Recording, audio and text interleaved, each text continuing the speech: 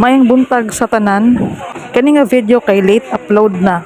Muni nga time nga nag-adto mi og mini asik-asik. Story lang. Story lang post na siya share. So dira mi nangagi, welcome to Tamayong, Kalinan District, Davao City. Dira adi ay itong prayer mountain ni Pastor Kibuloy. Muda na siya ilhanan day sa gawas. So dira namin sa ilahang Tamayong Barangay Hall. Muna siya. Naabot na dayon may ila angkol kay medyo dool lang man.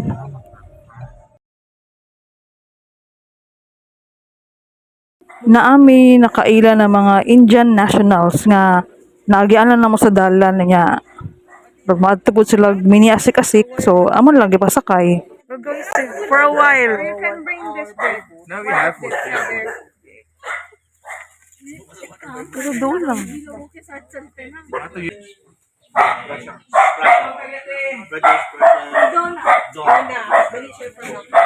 Muna mong baon guys dito sa falls.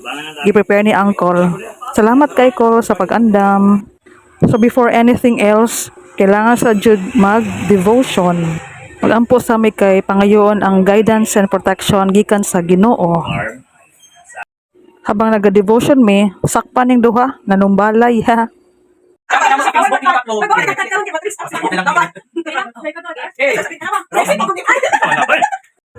Sugod na mig hike diri. Mag-mall. Mag-workout yan. Uy! Wala na yung mga sungkit diri. Uy! Salimot ko. Sungkit.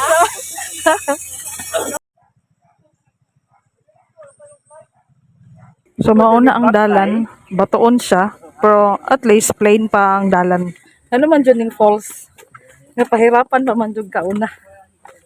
Bago ka makita sa ilang nindot na kuan. Nindot nga, kulagway. Kaanam nagkadagko ang bato guys oh. It's a volcano. It's an active one. Helicopter ko. Sila, helicopter na lang.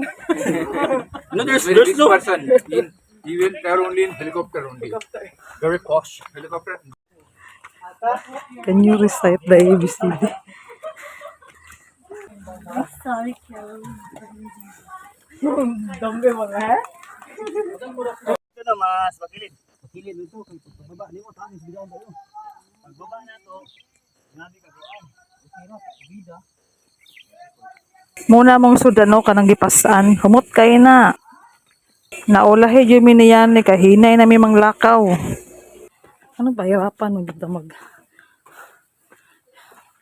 Pwede mo siguro sakinan mo, dito dahil sa van, as ano? Dito dahil sa falls.